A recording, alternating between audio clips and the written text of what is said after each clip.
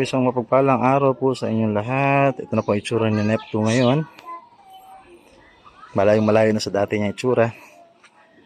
Though mostly stock pa naman to. Wala namang masyado pang maraming na bago rito. Bukod doon sa kanyang gulong. Ayan, napalitan na natin yan. So meron tayong pinalit dito na mas manipis, mas maliit na gulong. Ito po ay 70-90 na ngayon. So, nakamisilin tayo na po ang ating front. Tapos, sa likod naman, 110/70. Ganun pa rin po ang kanyang sukat. Pero, nagbago na po ang brand natin. Ano na po ito? Pirelli. Naka-Pirelli na po yan. Pirelli Russo. Ayan. Yung kanyang seat. So, sira na po kasi yung stock niya. So, pinalitan natin siya ng red color. Maiba man lang kanyang forma. Mabago. So, una, medyo hesitant pa ako na palitan ng kanyang kulay. Pero, nung naikabit na yan, tuwan-tuwa ako kasi nag-match naman siya. Compatible na pala ang black tsaka red. So, yan. Of course, yung kanyang mga bolts, gold na yan. Naka-hang bolts na lahat yan. Hanggang doon sa loob. Yan. Hanggang dito. Hang bolts. So, pati yung kanyang side mirror, pinalitan natin ng bar end. Diba? Carbon siya. Para mag-match naman siya dito. Sa body. Na naka-carbon din ang kanyang accent. So yan, hanggang dito carbon eh. Pati yung ating tambucho, ganoon din. Previously napalitan natin to. Ang motif natin yan is carbon mostly, no, sa motor. So yun.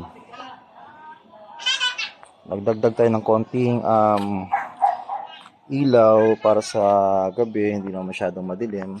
So yan. So yan kanya forma ngayon. Gusto kanyang tsura ngayon kasi talagang nagmukha na siyang ibang motor. Hindi na siya kagaya ng dati. So, ano ba bang idadagdag natin? Hindi pa ako ganun ka-happy dito. Though maliwanag naman siya sa gabi, pero mas bibili tayo na mas malaki pa dyan. Mas mataas ang wattage para mas maliwanag. Lalo na sa mga madidilim na lugar. At yung mags natin, pakukulayan natin yan. Plano kong pakulayan yan ng lighter. May naisip na akong kulay niyan. O hindi golden color. Papalagyan natin ito ng peach na. Tingnan natin yung kanyang mini driving light. Kung ano itsura sa gabi. So ayan yung kanyang itsura pag high. Ito naman pag low. Ayan. So, maliwanag naman na siya. Pero, mas kailangan ko pa na mas maliwanag pa dito. Kaya, mas naghahanap ako ng mas malaking mini driving light. Mas malaki, mas maliwanag sa gabi. Pero, minsan, may nagrereklamo na rito pag nakasalubong ko. Kasi, sobrang liwanag daw. Naliliwanagan na sila dyan. Pero, sa lugar na kagaya nito, gaya ng lugar namin, which is bundok, lalo na pag umuwi ako from work, mas kailangan ko talaga yung higher ang wattage, ano? Medyo malabo na rin ang mata ko kasi. So I need yung mas maliwanag para sa safety na rin. Kasi madalas gabi ang uwi ko from work. So yun. Ayan siya. So pag walang mini driving, pag wala yan, ito yung normal niya. So, tingnan mo kung gaano kakulang talaga. So, kailangan ng support talaga ng mini driving. So, kahit nasabihin natin bawal sa ibang lugar, pero dito sa lugar namin sa Binangonan, bundok, kailangan ito. Ayan. So, isa pa, may blinker pa to. Bukod sa hazard. Meron pa tong blinker sa harapan. So, sa safety, hindi naman siya nagkukulang. Tapos, meron pa siyang kill switch. Yan o.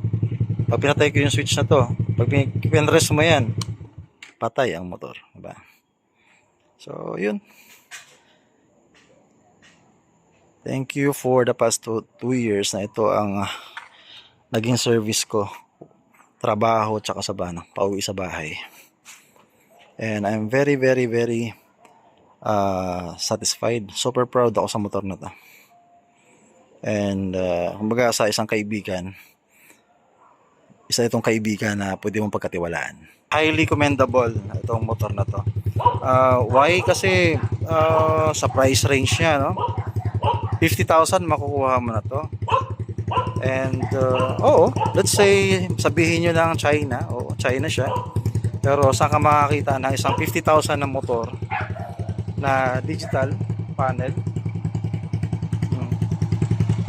Tapos may front and rear disc brake. Ayan. Kita mo yung front niya, no? Yan ang stock niya, malaki ang kanyang disc brake sa harapan. Hindi na kailangan i-customize. And of course, mainly may pagmamalaki ko sa motor na to. 2 years old na ito pero never pa ako hininto sa daanan. So, siguro yun ang word talaga. Kasi sa experience ko sa daan, araw-araw ko nagbabiyahe from Binawanan to Ortigas. Marami ako nakikita branded na motor. Sabi nga nila yung malaking brand from Japan. Pero makita mo hindi naman flat ang gulong pero tinutulak, 'di ba? Isinasakay sa van or sa pickup kasi huminto. So ito naman, yun ang maipagmamalaki ko. Never pa ako hininto sa daan ito for the past 2 years. Aside sa forma niya, maganda ang kanyang performance. Yun ang pinaka importante sa lahat.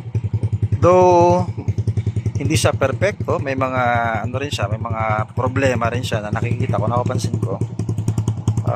Gaya ng yun, hindi na nagbago yung halos yung vibration nag-improve siya pero hindi pa rin nawawala. Mula nung nagkabit ako ng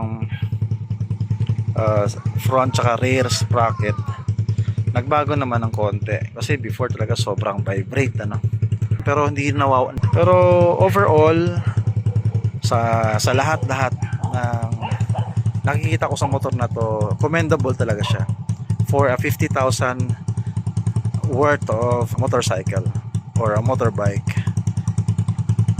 So yan, tinan mo, saka makakita ng 50k pero merong hazard, diba? And bukod pa dyan, maganda manakbo. Habang nagkakaedad siya, lalo siyang bumibilis, diba? So ngayon ang nare-reach niya na is 115 kilometers per hour. So nag-start lang tayo sa 85, no? Noong bagong-bago to, 85 lang ang to, hanggang 88 na medyo hirap na siya. Pero now yung 115 may bubuga pa eh. So yan. So yan ang forma niya. Not bad, diba? For a 50,000. Rossi, hindi naman hindi na masamang brand eh. Noon siguro marami kang marinig na hindi maganda sa Rossi.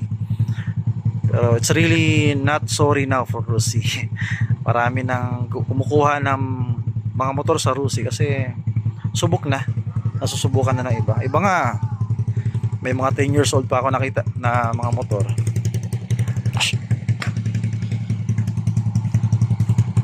May mga 10 years old na motor nakikita ko, ayos pa, tumatakbo pa. So wala na, hindi na uso yung brand war kasi tayo kasi mga Pilipino mostly tinitinan agad ang brand no? Pero sa nakikita ko, lumalaban na ang mga China brand at isa na si Rossi doon, lalo tong unit na to, yung model na to, Neptune 125cc.